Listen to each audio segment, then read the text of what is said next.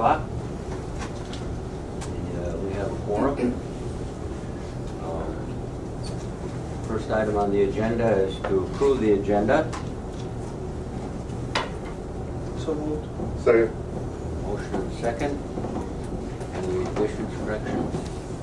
All those in favor say aye. Aye. The next item is election of officers.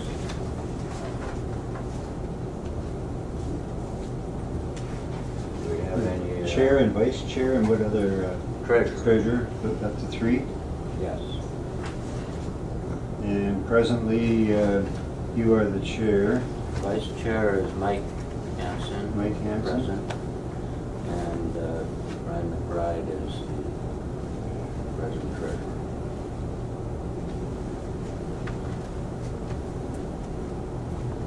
Do we have any nominations?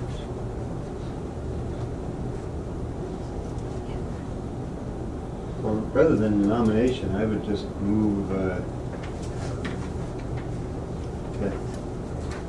Alan Rasmussen be chair, Mike Hanson be vice chair, and Brian McBride be treasurer. And rather than go through the nomination process, so I'm just going to make a motion to. I'll second that motion. And declare a vote, unanimous vote for that. You can't declare. No, I can't. But, so we have a motion and a second for the present officers to remain in their seats for the next term. Further discussion? Any other discussion? All those in favor say aye. Aye. Opposed? Very good, thank you. Thank you for your vote of confidence. The next item is to approve the minutes from January 24th. They are in your packet. I would move to accept the minutes as written. Second. We have a motion, and for discussion, we can have a second. Second. Okay, discussion, additions or corrections?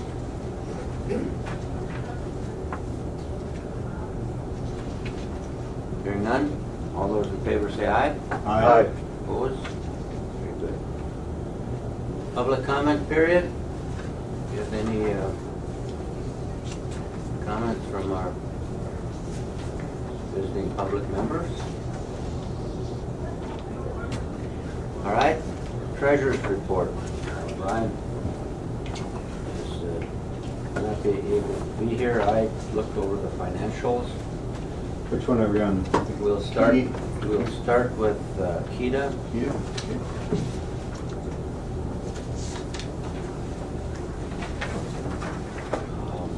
I didn't see anything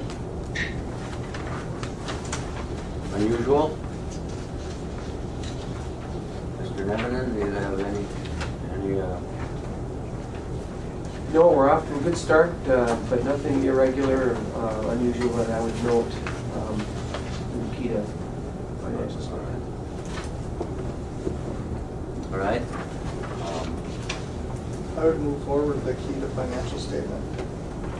All right. We have a motion to approve the financial statement along with the payment of invoices. Second. We have a second. Further discussion, questions?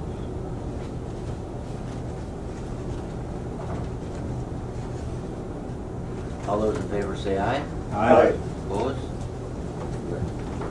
The cold weather testing financials, as you can see on the front, there's a $17,000 transfer from JLR to cold weather testing. It's not unusual, especially this time of the year.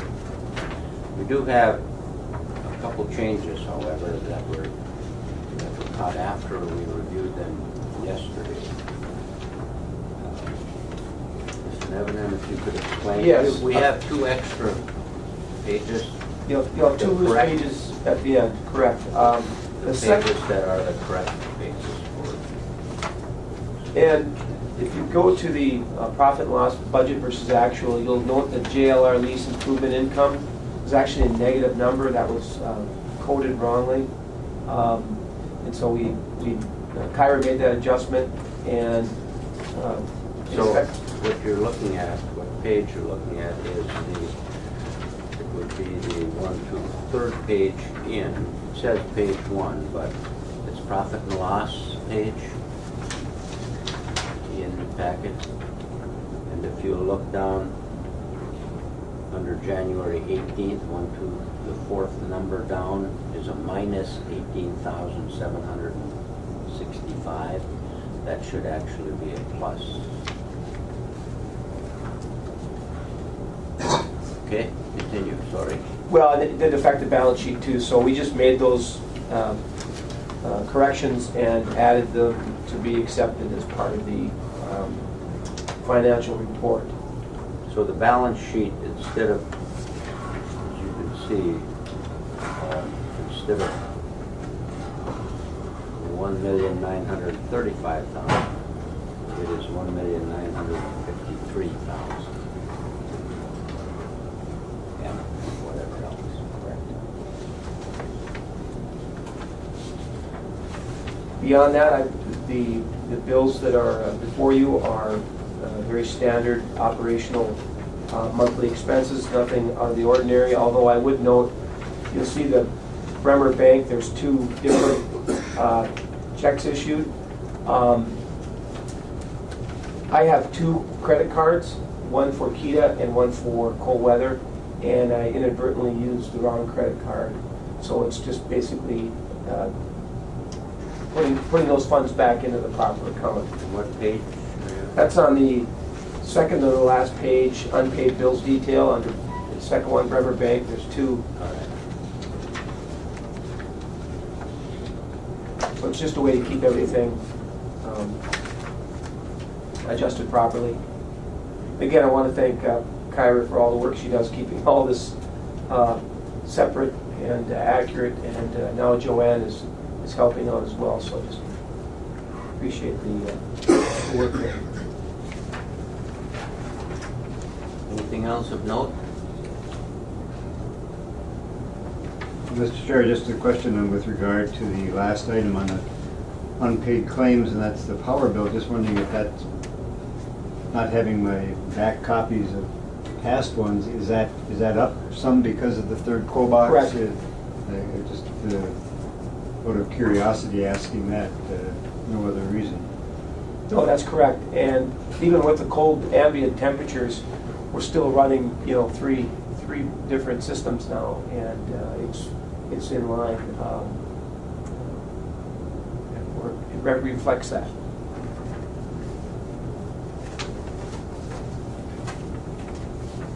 Any other comments or questions? Move approval of the claims for cold weather testing and the accepting the financial statement With the changes made. with the changes that have been brought forth. All right, we have a motion, I'll second. and we have a second. Further discussion? All those in favor say aye. Aye. Opposed? Very good, thank you. Next item is the Cantilever Distillery subsidy action. Mr. Goulet? Bob, if you want to come up as well. Bob Peterson. How you doing? We also have the honor of having our distinguished county auditor with us, and treasurer. In this group, you are distinguished. You guys wanted me to give you an update on the project? Yes, thanks for coming. What I thought, Mr. Chair, is just give a brief kind of summary of the actions that have been taken to date, kind of where we're at, and some of the milestones here that were as part of this project. As you recall, in November of last year, this body heard a report, an initial report on the project scope and details. And with that, we created a resolution to send back to the county And at that point, Marty began the process, or the cantilever team began the process of filling out the business subsidy application, specifically for the tax abatement piece of it.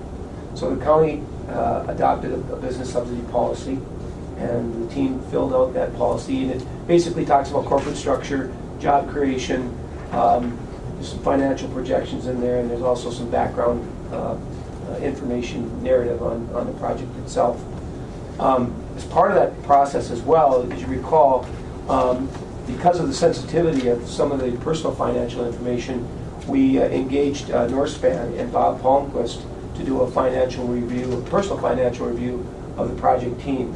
And that's included in your packets. Very positive confirmation of the cantilever team that they represented minimal risk and a strong financial basis and background. So with that, I know that the team has been working with architects and consultants. They've been actually creating some product with a contractor and working a number of pieces. And at the initial meeting, there was talk about phasing it in on the two different properties. Jerry, this is a Rainier project with two properties, distillery and a hotel, including hotel, working in conjunction. There was talk initially of maybe doing it in phases, but the team has now decided to do it all at one time. So the ask from the cantilever team at the time was for tax abatement. The county, after receiving the completed application and working with the city of Rainier, met its committee with Bob and some of the other management team looking at the request and the application. And they felt that based on the strength of the application, that they recommended that Keda review the application, but that they were recommending approval of the abatement for a period of 15 years. I invited Mr. Peterson here today just to talk a little bit about evaluation, or if there's any questions regarding tax abatement, how it's applied to the properties, and how some of those formulas are developed. And then on top of that, I just would like to have Marty here and just maybe give an update if there's any changes or any updates relevant to not only the application but the project itself. So with that. I think the biggest update you had, I mean, since we were here in November, we did decide to go through with both projects at once. Just in economies of scale, you know, we didn't want to disrupt downtown Rainier for 2 summer seasons, so we just said, let's just do it all at once. We're through the design phase of both projects. We're going to be bidding them out for construction beginning of March. The Woody's building, and if you guys weren't here before, but the 2069, can you hear? No, I asked you. Can you hear it? Can you hear? Sorry. You might want to. Can you move the microphone closer? The 2069 building will be Thank you. done by the end of October, and the 2078 building, which is where Jeff and Amy McCart live right now, should be done by the end of December. You know, we've been working hard. We got our key hires all identified. First ones will start to come on this summer. Our branding is getting finalized out. We have our bottle design. We have all our brands, our mash bills. I mean, we've really, even just in a couple months, progressed that stuff. I did bring copies of, if you guys want to look, these are the final sets of the building. They'll be refined a little bit for bidding. I wrote one of our brands, which is going to be the cantilever brand, so you can kind of get a feel of what we're doing. You know, as this thing has progressed, the more people I talk to, the loose verbal commitments I've had for people to come and host corporate events here, just come and check it out. I mean, this thing, and this is the optimist entrepreneur speaking, but it's going to be a home run. It's going to be a home run for International Falls, Rainier, the county, everybody. So I'm super excited about it. You know, that's the optimist. The realist realizes this is a big investment, and with doing both buildings, I mean, we're talking about a pretty large investment.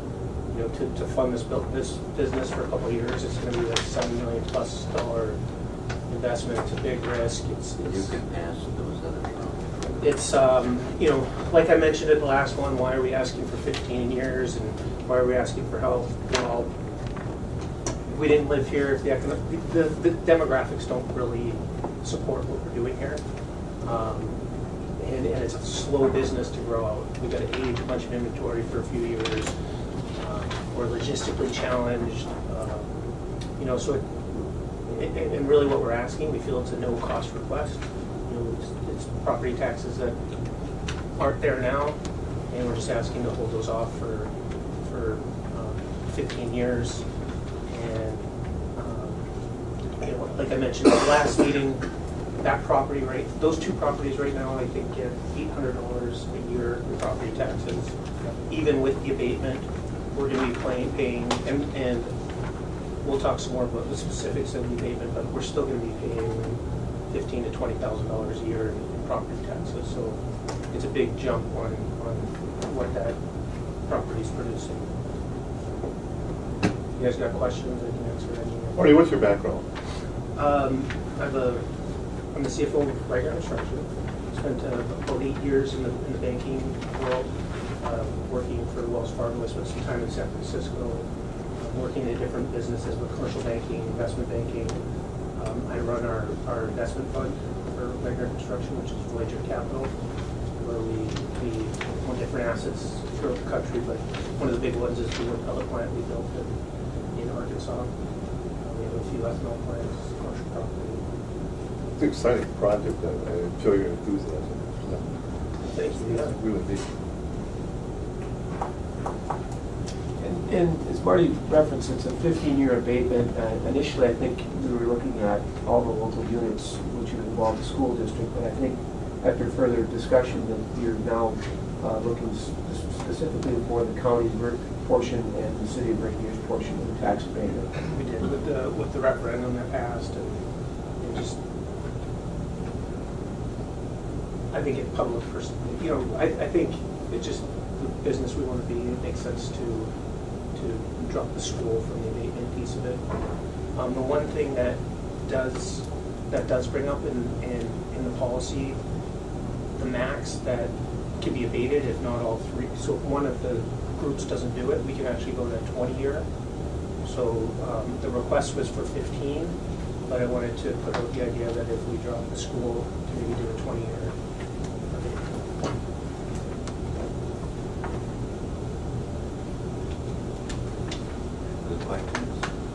All I know is the management meeting that I attended, they support the project immensely, and like doing the 15-year with the school drop and stuff like that. And we have also put in that letter that Jenny wrote to Paul that some figures as far as the valuations. We got those valuations off your thing. At one time we had dollar amounts in there, but we changed it to valuations because you never know what the county tax rate might go up. And then we would generate. So you're saying the tax abatement would be a hard dollar, not a tax? No, it would be based on the valuation. Okay, so it could change. It could change. Right. So if the tax rate went up, the abatement would go up. Okay. Wonderful. So that's where we're coming from the county, and we like the 15-year without the school. Cheryl, I don't know if you want to speak on the city, have the city of Rainier with. Yeah, introduce yourself and. Oh, hi, it's Cheryl Botar, City Administrator for Rainier. The council's on board with all this. We've got some more steps to go through also with the public hearing. We'll use the same application that the county used instead of having to duplicate work, because it wouldn't be any different information. And everybody's really excited about the project also too. And we'll work closely with Mr. Peterson and make sure we understand what the numbers are. Yeah. And what normally will happen is the tax bill will be generated on the value. The state general tax cannot be abated. So it's just, and if we don't go after the school won't be inundated. But the county share they will pay their tax, we will turn around, figure out what that is, and give the money back to us. And the city of Rainier would do the same thing. Right. Okay? It's a process that's been out there since '97, and the city of International Falls is used to do improvements on their Boise Road when the Border Patrol building was built, when they had to do that relocation. They used the same type of mechanism to do that. So they have some history. The city of International Falls has some history with that type of economic development. Where they earmark, and the way it reads is you can earmark a percentage, a flat dollar, whatever you reach in your agreement with the developers agreement. And just, if I could, Mr. Chair, 2 structures, how many total hotel rooms? 26. So there'll be distillery building with hotel rooms on the top of it. There'll be a sampling room. The other building will have some retail, office, and hotels on top, a boutique hotel. But you can tell by the look that there's a lot of, there will be a lot of local flavor and history attached, and it's another reason why they selected Rainier, because of the history with the cantilever comes from the bridge, and the history with early bootlegging actually coming across the border there. As Marty mentioned as well, there is a lot of excitement around the project. It's a real strong project team, as I've said in the past. And a lot of people have expressed interest in being a part of it peripherally, or there's already talk about a dock project in Rainier, extending the existing dock and making it much larger to accommodate more traffic, larger boats. And so there's a little bit of work in terms of logistics on that part, but in terms of where you guys are at today, like you said, you finalized the design and personnel. From job creation, where you get, how many jobs are you looking at initially? It'll be 10, kind of what we phased in over the first 2 years, let's call it. So, Marty, when do you hope to be operational like? I mean, October. Oh, this year? Yeah. Oh, wow. And then, if I understand the bottling correct, is it the distillery that It's a distillery, yep. So we'll be making different spirits. We're making a vodka, a gin, and an American whiskey in one line, one brand, and the Cantilever brand that I showed you guys here. Now, so this is all grain to glass, local made, local water, local ingredients, local history. I mean, this is really about telling the story of the area. We're going to have 2 single malt whiskeys, one peated, one not, so we're going to use local peat for that. And if you're not a alcohol drinker, that's basically Scotch. We're going to be making it in the same vein as how we make, and we've ordered a Forsyth still, which is kind of a classic, iconic Scottish still, and we'll make that product with that. We're making a bourbon. It's the biggest category out there. You have to have a bourbon. 70% of the whiskey sales in this country are bourbon. And then our own custom-made gin. And so that's our kind of premier lineup. How many small distilleries like that are existing in this? They say 23, but there's really about 10. You hear a lot about breweries, Yes. the microbrewery and stuff, but this is the first time I've ever heard. So breweries at the beginning of what I'll call the boom of craft breweries made up about 1% of craft brewery sales in the country, and it grew to about 18%. Today, craft distilleries make up a little over 1.5%. So I don't think you'll see that same 18%. We're on the front end of what's definitely a boom in this industry. and the market, retail market for this is beyond just local here. Obviously, we'll be into the Midwest and beyond, and that's part of this. Make sure it's a Norfolk. And I'm somewhat familiar with the distillery over in Kitson County, Hala. Yeah. Sort of, which is Rocknor. Far north. Yeah, they make Rocknor. Yeah. Rocknor is the brand. Yep. What in size how do you compare with that? You know, they're smaller scale than what we want to get to. I mean, our other product, we think we can get into the Chicago market very quickly, and with our distribution group, I think we will. They're taking kind of a smaller, traditional craft approach, which is, you know, you buy a little still, you sell a little bit, and then, okay, I need to buy bigger still, and then bigger, and they've kind of grown organically. And luckily or unluckily for us, we have more financial resources to kind of start saying, out of the gate, we want to be a, you know, more of a regional player and export a little bit more. So that's how I compare the two. They're doing a great job. They're getting all kinds of visitors. I mean, they're doing really well in Halleck's, middle, you know, nowhere. But That's where I'm from. But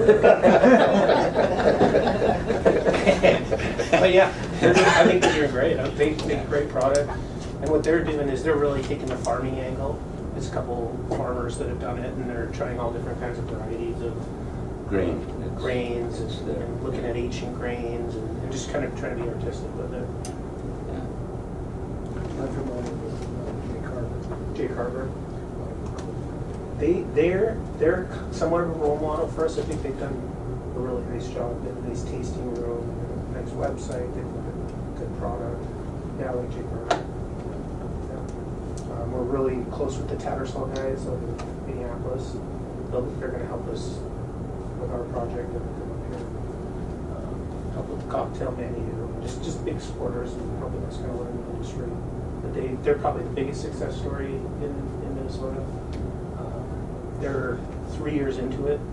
They don't want to sell, but they've already been approached by multiple different companies to acquire them, and it's crazy what they're trying to acquire these companies for.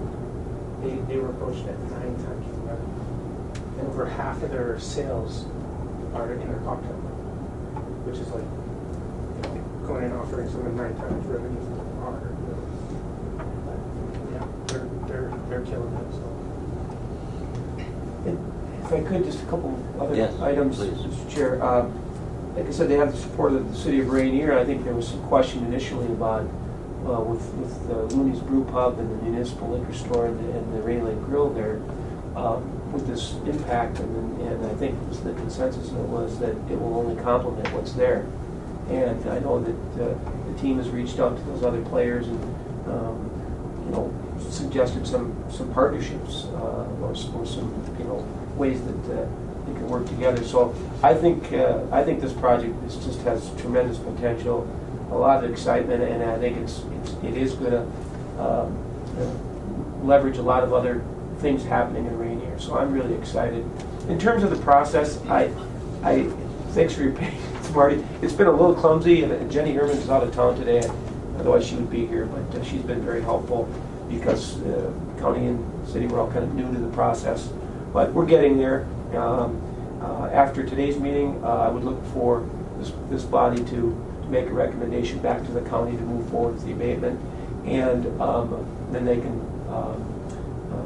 can publish for a public hearing as regards to the abatement, and then just working in conjunction with the city of Rainier, maybe have them in the same week or thereabouts, so that we can finalize that piece of it. And recommendation from the county attorney, one last piece of this would be to have a developer's agreement.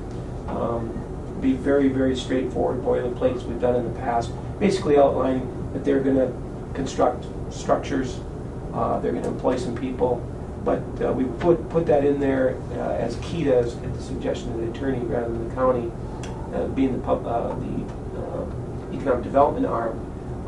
Just in the instance of if something did go wrong or if the property was sold, just that would be outlined in the agreement. But essentially, it's all the work and all of the details are in the application itself. But a developer's agreement would just finalize that, and I would expect And reflect. and reflect it. Steve Shermona, our attorney, we've done a number of these, and I would maybe just working with the chair, we could develop something in the next week or two for that purpose. Certainly. What would the timing be then on public hearing from the county? How's that going? The next county board meeting, based on our the Keda action today, I would think that they would publish it or move to publish it. It's at a 10-day notification. So it will be scheduled and it would have to be a 10-day notification prior to that. So I would think it would be. We don't need a developer's agreement for it. We have everything we need at this point except for. Correct. A developer's agreement would be something we would just work on, and it wouldn't be dependent on that, but we'll have that. It's very straightforward. It's not a 2-month process. So maybe, Mr. Chair, if I may follow up on Marty's question, Paul, it'd be well for us to move the recommendation on the abatement at this meeting so that the county has that. Correct. And I guess if I may continue, Mr. Chair, question for the county auditor treasurer. Was the question before your group on 20 years or 15 years? Initially, it was 15, and their recommendation, with the letter that was sent to Paul from Jenny, was 15 years if the school was out, 10 year if the school was in. There's nothing discussed. The laws, what I've seen is it does say if one of them is out, you can go to 20. But it also is a situation where it's negotiable on any type of thing. You could set a percentage, you could set a dollar figure, you could set a, So if and the way she explained it to me was you guys had said up to, and you were going to basically use these assessment numbers as hard. But you can change that in your application. I mean, we went off of what you presented to us. Right. Okay. So So what that's I why would, we put those, the way you worded it before, where it's adjustable, because the other thing is you guys can come in and change tax rates, you can come in and change right. the assessed value. Well, we can, but we would probably set a cap on the assessed value, okay? And we would go up to that value. But we're not gonna go $10 million, because we don't think the building itself, not the business, not the equipment, is not taxable. It's just the facilities themselves. So if you wanted to adjust that number, that would be it. And we went, initially, we used your numbers and put it that dollar, and then. So these are the numbers we're talking about. But this is with talking to Len and Bob and figuring out how they might assess it and how they might calculate it. Right. And by going to the assessed value, yeah, the tax rates can change. But the assessed value, if you got a cap on it, you go up to that and that's it. So what would that cap be? That's negotiable as far as your application. What you think would be the assessment. I don't know. And I'm not in the assessing business. Maybe if Len could look at your plans and your. So what I would say is, okay, if we can do 15 years and just mitigate that risk of having no idea what the taxes actually go to, because the way I understood before is the tax rates can go up, or you guys can come in and assess it for $2 million, and we're still Limited, right. Yeah. But I would think we could come to a number with Len looking at your plans, Len looking at your sizes and stuff like that, and roughly get an idea of what the facility is. Not the equipment, not the business end of it, but just the size of the building and the structures.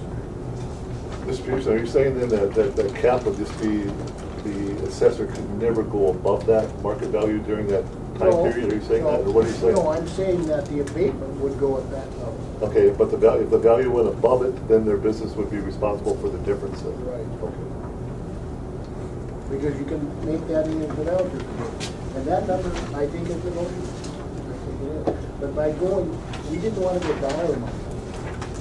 Because you never know if someone's. So the application specifically asks you to put dollar amounts, and that's why I put it in. Yeah. But now you're saying, and she also kind of told me the same thing, is if you didn't have dollar amounts in there, then you would cap it. I think we'd have to sit down with the management committee and Jenny and see what we can work out.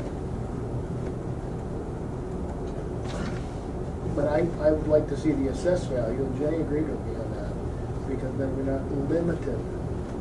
Saying if we're gonna do $12,000 a year, and right now we're looking at a tax rate of 39.5, and next year, or 3 years from now, the county rate is 48, we're limited to 39.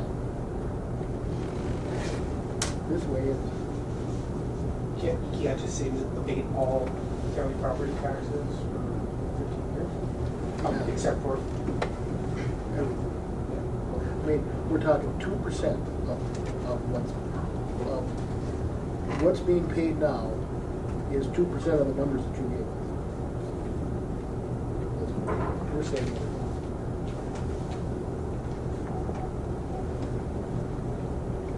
I don't know how the process works, Paul, but if we can limit that side of the risk, then I'm fine at 15 years. Yeah, I think that's the intent, was to, it's just getting to that number. How you want to state that. Well, and we went off Right. this right here. That's why we did it. But I mean, the county thinks it's a great project. We should move forward with it, and we should be as helpful as we can. But let's, we have to be responsible too. We're not going to put 100,000 on the one parcel. We're talking maybe $1 million, but maybe $1 million isn't enough. Maybe it should. But I mean, I think with Len sitting and looking at your plan, getting some square footages, different things, you can maybe do a Marshall Swift, do a thing. Our plans are done, so we can, the size of the building's not gonna change. The materials, we know. Okay. So we can get a number that we can put in that developer's. In the interest of time, can we move forward with the recommendation at this time, Mr. Chair? We have a question. I have one question. Is the abatement on both the boutique and hotel, and secondly, the distillery? So there's two properties that would be Yes. abated?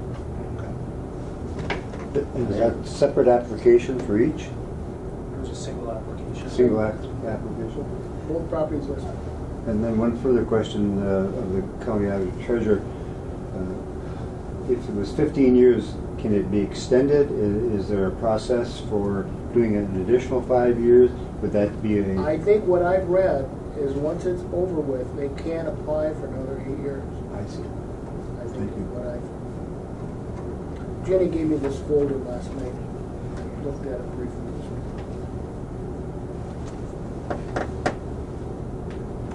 Do we have a motion? I would be prepared to have the executive director draft a resolution in support of the tax abatement for the Cantilever Bridge Distillery LLC, and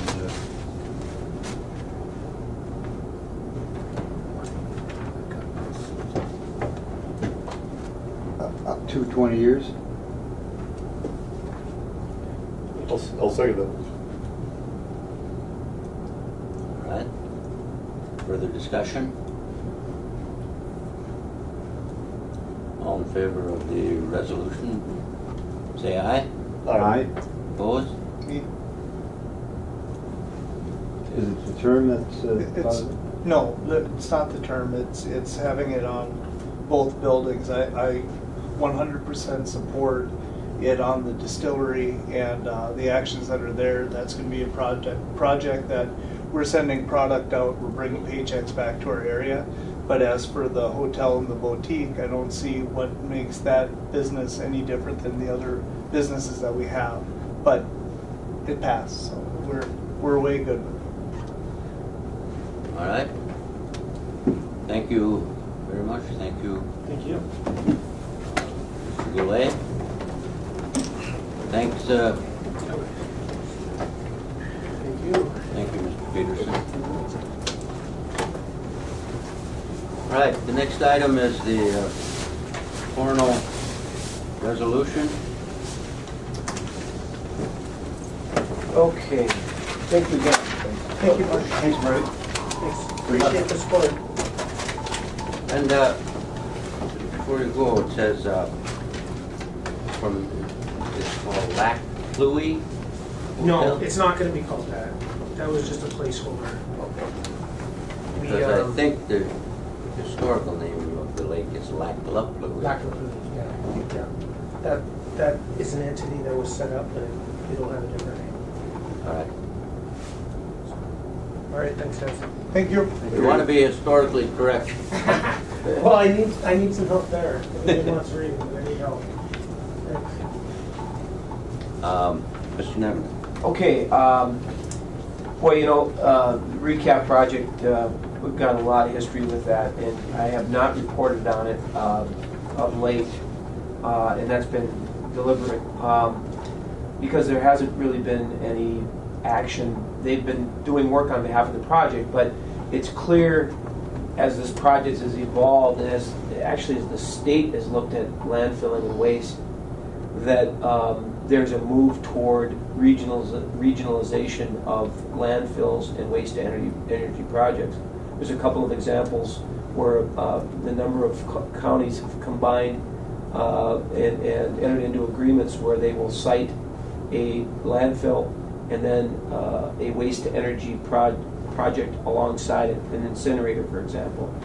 There's I think 3 currently and one in the planning stages. And Coronal went before the WLSSD in Duluth to talk about where the Arrowhead region was heading, and they are kind of following that model at the suggestion of the Minnesota Pollution Control Agency.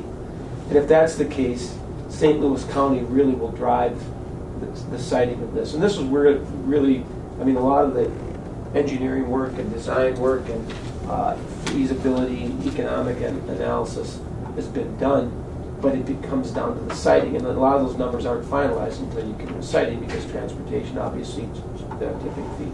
So it's very clear that the feasibility of siting it in Coochin County as the terrain stands today is probably not going to happen.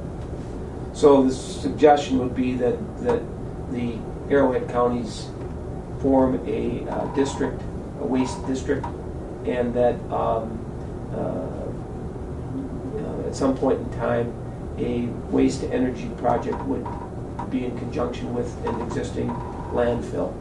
There's a couple sites in St. Louis County that are candidates for this, and at the WLSD meeting there were a number of companies basically lobbying for a specific technology, and Recap was one of those companies. So, but because monies have been committed, both federal dollars and state dollars, to this project, they have to spend down. Department of Energy and the MPCA has told Recap that they've got to finalize the spend down of the project. So that will allow them to basically have a project manual in hand that they can take somewhere in the state and develop this technology, if it's feasible, or if the counties deem that that's the direction they want to go. So with all that said, what they're looking for today is a resolution from KDDA to recommit dollars that were committed to both the county, the KDA, and the KEDA. As we worked on the project on their behalf, we did have some expenses that were incurred, and they set aside a pool of funds for that. $28,850 was actually allocated to the KEDA, and we've spent $1,242.52 to date. So there's $27,607.48. They want those funds to be recommitted and HDR, who is still with them, an engineering firm, and some of the other vendors that they're working with. That money could be spent to finalize the work that and the permitting work that remains on the project. So I think there's a hard date of November 1 this year, where those funds have to be expended, and the project basically comes to a conclusion in terms of as the contract with the county. So that's what they're looking for today, is a resolution to redirect those funds. All right, and you have a resolution in your packet.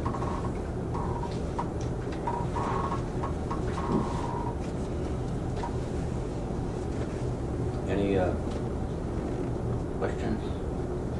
Oh, if the facility, just for example, would be sited in the Duluth area, Hoosier County would still participate in the facility, right? They could potentially, I would see that. As far as Right. disposing their waste there. Right, and the county still is trucking their waste to Kitson County at 175 miles. It would be closer, and that there's obviously some advantages to that. But that's the direction that the state is going, these regional facilities. So I would hope that the county would look at that and compare it to where they're at now, and it would make sense. Everything you read and hear is that problem's not going to go away. It's going to get more complicated as time goes on. So, what's your recommendation as far as the resolution, Paul? I think it makes sense where we're at today. I'm not spending a lot of time and energy, especially now that the site looks like it's going to be outside the county. I think it would be appropriate to redirect those funds and let them finish their work and put an end to this part of the chapter anyway. I'll make that motion then to approve the resolution as presented. All right, we have a motion from Mr. Strutz, I'll second. and a second from Councilor Roba. Discussion. Mr. Chair, so are we virtually releasing Coronel from doing business with the county? Not necessarily, but again, the forces in the direction where this is going from a state policy would suggest that it's going to be this regional model. They use state funds for the creation of this project design. So in some respects, it is property of the county and the state, and there is some proprietary pieces of this that Coronel has developed that would stay with Coronel, but their hope is to site it somewhere in Minnesota where it makes sense and use this technology. Could I make Yes. a couple comments?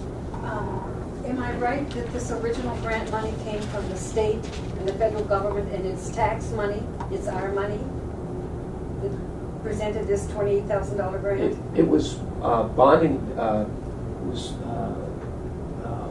through Irv Anderson, guys, that's going back 10 years. It's federal DOE grant, it was the federal dollars committed to it, and the state was, I think it was bonding dollars way back. But it all boils down to being our tax money. Eventually, yes, Well, any Yeah, we paid government for, money. we paid for Correct, them. yeah. Can it be used for anything else? Can this money we're still holding on to, this 20? No, it was directed specifically for research and development of a plasma gasification facility. So if it isn't given back to Coronel, then it just gets lost in the system somewhere. Well, no, it has specifically, yeah, it would go, that's an interesting question, because the way that the money is actually dedicated to certain pieces of the development. There's enough money left, and they've got all the spend down. They've had to track, they've done quarterly reports for 34 different quarterly reports on this to both DOE and the state annual reporting. So they have the final tabulation of what dollars are left, but they feel comfortable that they can spend that money down with the vendors that they have. I'm sure they can spend it down, they've been doing that for 10 years, and Well- we still have no boots on the ground here. And now we find out we're not going to have.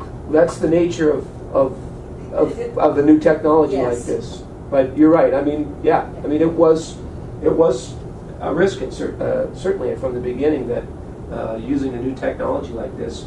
But it's also, it's also the evolution of how the state's looking at waste as well. They're going to do away with any new landfills,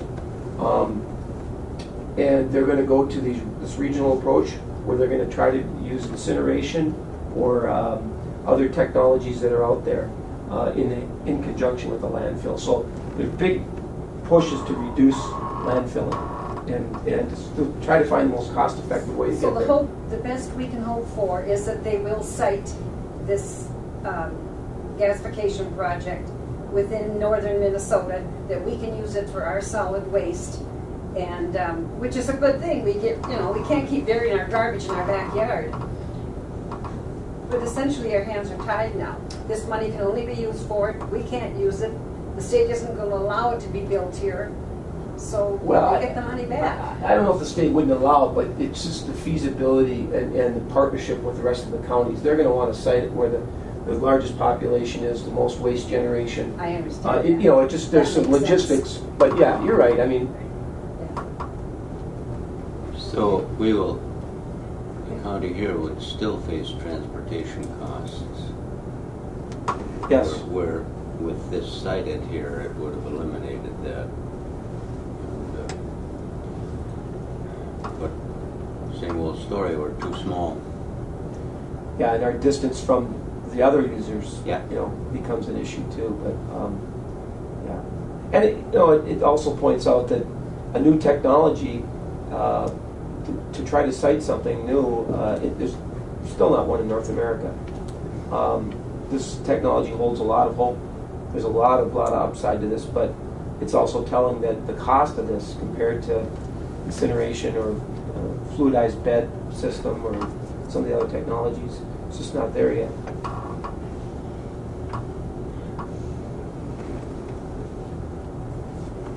So the resolution is to release the funds that we now have less the costs incurred by Keda.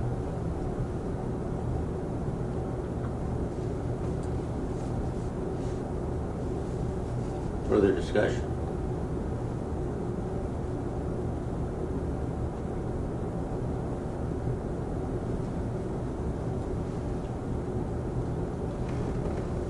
And you made, I made a motion. we had the motion, and we have a second. All those in favor say aye. Aye. Opposed? Aye. Okay. The motion passes. Director's report? Thank you, Mr. Chair. I'll try to be brief here. We've covered some ground today. Just want to touch on the couple items. The Kuching Housing Study. Groups from throughout the county continue to donate funds. I've just been really impressed by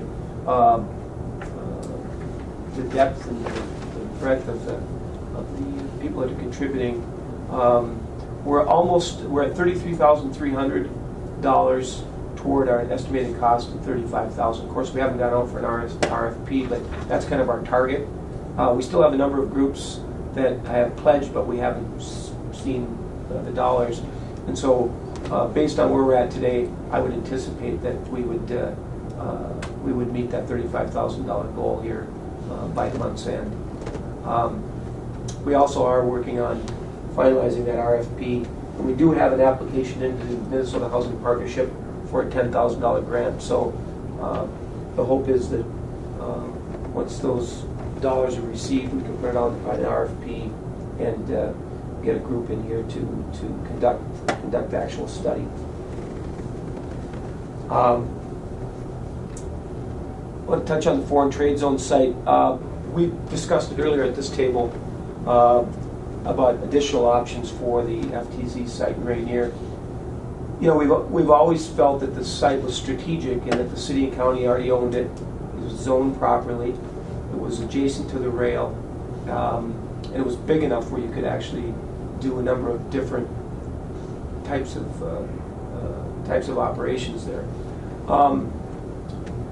as we've moved along over time, we've discovered that from the CN perspective, that site isn't as strategic in terms of interfacing with the railroad as we thought.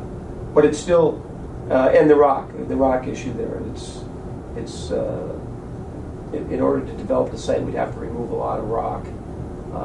And there's some wetlands issues, of course. So the site development became part of the story too, that it's costly. So, based on that, we just sat down with County Engineer Joe Sutherland and Mayor Anderson, Commissioner Pavlin, to just say, well, where do we go with this piece of property from here? And one of the suggestions was, well, let's look at selling, possibly selling or leasing the property. Maybe there's a company or companies out there that would look at the material, rock material as value, and they could, in fact, own or lease and then take the material and get that site closer to development. Or to take those funds, if we do sell it, and focus those funds on a different location, the multimodal, for instance, where there are less issues. So we've done some preliminary, and I got to thank Joe Sutherland for the work he's done of looking at this issue. One of the things that comes up is we got a conditional use permit for a quarry operation at the site. This was several years ago. The site has since been annexed into the city of Rainier, so the question becomes, does the conditional use transfer with the sale of the or lease of the property? So that's one of the questions that we're trying to answer, and we're going to be meeting with the Planning and Zoning Committee of Rainier to see if that is in fact the case. If that is, we would entertain putting it out, bring it back to this body and put it out for potential lease or sale, just to see what kind of interest we get and what that might look like. A lot of this is just preliminary. We're just doing the homework to see what it would look like and what we could, reasonably get from any sale or lease of the property. But it really hinges on that conditional use, so that's really the first step. Mayor, if you... I think your point about the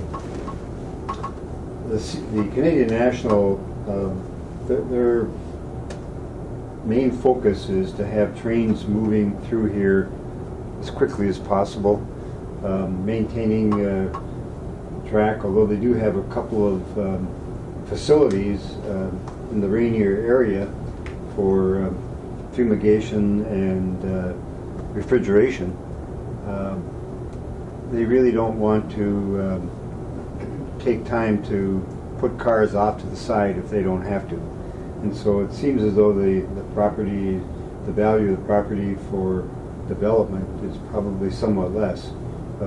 If it was on the line with the MD&W, they're the local small railroad would certainly be interested in doing something with that property. So I think whether we can see some development there. The city and county have owned the property for 12 years. No, they've owned it going back further than that. Keda has acted as the management or the marketing arm since 2001. So we're getting at 16 years. I just don't know that there's a great deal of hope for that property, given also the cost of the removal of the rock. The rock would have some value, but so I think looking at other options here, leasing or sale of the property, I think is where we need to go. I don't know that we're going to see development there, or that Keda is going to be able to be in a position to develop. And I think there's other opportunities in the area that are probably better for the organization and economic development. Any other discussion? So this is for information only you'll proceed, but Right, right. We just wanted to apprise you of the fact that we are looking at this as a possible option. And we may decide that it depending on the feedback we get from other folks. But it is interesting that when you talk to the CN operations people versus the business development people, it's a totally different mindset. And you know, there's a tremendous amount of investment that's happening up and down that line. And I still think in the future there's going to be opportunities. But that site just isn't as, given the rocks and the other issues, that it's just not as maybe as targeted as it was, and we could put that money elsewhere. and also, excuse me, Yeah. and also in the future, if something does develop there, it'll benefit the city and the county anyway, and the community, the area. So Yeah, exactly. And there's going to be, remember, there's going to be work on the overpass. There's a couple of other road projects that are going to be happening in that area. You know, you look at what's happening with Cantilever, and there's going to be a lot of activity in and around that Rainier and alongside the rail corridor there. So, one other item I just would touch on under miscellaneous, the opportunity zones. It's a federal tax incentive targeted at low-income urban and rural areas. I'm just familiar with it as of last week, but the state is going to be allocated 123 census tracts to provide this opportunity zone incentive. There's possible out of a possible 491 in Minnesota, and they kind of fall along the new market tax credit based on census data on poverty rates. And virtually all of Couchiching County qualifies. A little bit to the east of the lake area. The governor has to make a recommendation to the feds, and they're working with DEED and Minnesota Housing Partnership on this, because they think it's a real good tool, especially for rural development and rural housing. So it ties in nicely with the Couchiching housing study, that there may be an opportunity to designate a part of the county opportunity zones, and that's really attractive to developers, builders, that they can come in and use this incentive. So I'll be part of a conference call on Friday to learn more about it and to advocate if Couchiching County could be one of those part of those census tracts. So unfortunately, I don't know a whole lot about it. It just was announced. With that, any further questions?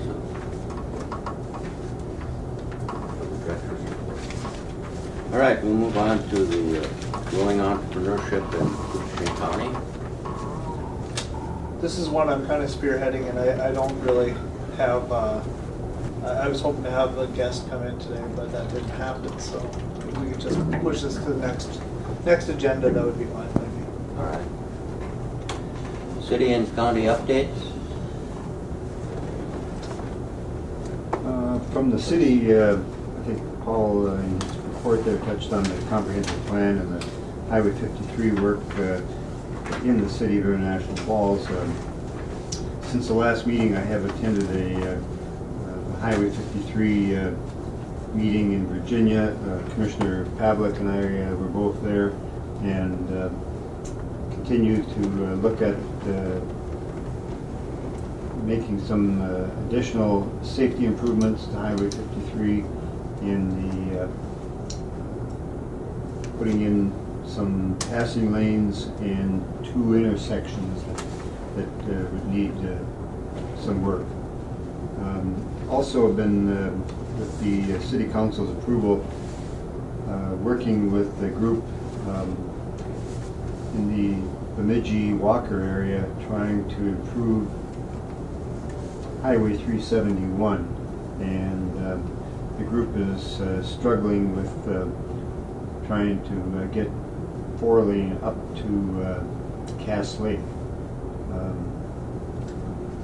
Certainly truckers in the area, citizens in that area that want to be able to come north, that highway is just very, very congested. And then also attended the Northeast Minnesota Area Transportation Partnership meeting last week in Eblith. And as Executive Director Nevin pointed out, the overpass at Rainier is one of the big projects for 2018 that MnDOT is going to be doing. And KGM is the contractor for that. And I'm not sure what the exact start date is, but they'll be moving in here shortly. And I think you're right with the sewer work that's going on up the lake with that project. This cantilever project moves forward. It'll be a busy time on east of town here. I have nothing. In North Olmsted, we have our still on schedule an infrastructure project for the summer of 2019, and what that would do is replace water, sewer on the north half of town, and then also do a remake of our Main Street. That part of water sewer was put in during WPA, so we're having some problems, issues with it now. So we're hopeful that we can get the funding to move forward with that. Then we have a small lake in Northland called Bartlett Lake that has been abused over a long period of time. A number of years ago, the sewage from the town would flow into the lake. And we also had a small creamery there that dumped all their waste into the lake. And so we worked with the DNR and EPA and Bowser, and we had Dr. Edlin from the University of Minnesota had spent some time out there, and he took some core samples looking at the lake and what's caused the lake to evolve into its current state. And he's going to issue his report, come to Northville next week, and that'll be pretty important for us. And then MPCA, based on that, will issue us some options in terms of what are viable ways to restore that lake. So we're pretty excited about that. It's located right on the edge of town, and at one time it was a good fishing lake. And so we're hoping, over a period of time, we're able to restore it back to that level. So those are our two main projects. Mr. Chair, and Dr. Struce, the lake, does it have both an inflow and outflow from the lake? It's part of the Red Lake watershed. I think it has a small outlet. I don't think there's any inlets to it, though. I think it's just from the surrounding areas. But it eventually runs through the Battle Lake system and runs into Red Lake eventually. Jerry, how big is Bartlett? How many acres deep? Well, that's part of the problem is, we have all this sediment built up. I think the deepest spot is about 18 or 19 feet is as deep as it gets. I'm not sure of the acreage size. It's one time it was, from talking to the old timers, it was a good walleye fishery at one time. I'm not sure, I'm not familiar with the lakes around here, so I don't know what it can tell you to compare it to. So. No, I drive by it. It's a good-sized lake, but there's not a lot of development around it, is there? No, it is. Almost all of it's within the city limits, and there's a few houses on the edge of town that are on that, and then all the rest of it is basically this wildlife area right now. So we're hoping part of our dream and our goal would be to annex that part that isn't in the city limits, and most of it is right now. And there are some really nice building lots on there potentially. I think if the lake was cleaned up and it became more attractive, we could probably get some people interested in building on those sites. All right, thank you for the comments. Public, any comments from the public? Thank you for your comments, Ms. Plants. We appreciate them. Any other comments? Next meeting date? March, meeting is the third Wednesday. Third Wednesday in March would be the 21st. No? I'm not available, but that's fine. I'll get a replacement. We don't know about the county. So we'll set the 21st. Anything else around there that would work for you? Next day would be fine, but I guess I'm wondering about the absence. I know that Ryan is on vacation. And Ron Norby or Wade, were they? Yeah, Wade stopped yesterday, he's out of the office today, or he's down.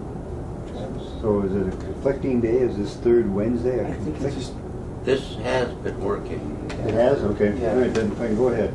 I will get someone to replace me. Actually, no, January we did the fourth Wednesday. So we could move it maybe to the fourth Wednesday.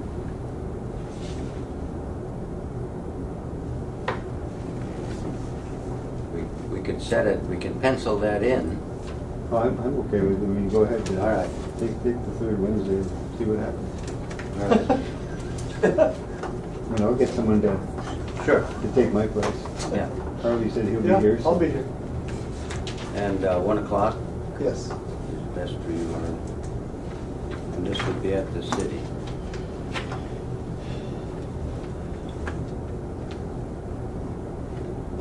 one last thing, Mr. Chair? Yes. Kyra's last date is Wednesday. Yeah. Sorry, looking at, yeah, next Wednesday, so just to note, that will be your last day. And we wish her well. Yes, Okay. we wish you well. Not forever. Thank you. Oh, Just for like a little Just while. leave of absence. And thank you, Joanne, for filling in. Appreciate that. Not forever. Thank you very much. The meeting's adjourned. Thank you. Thank you.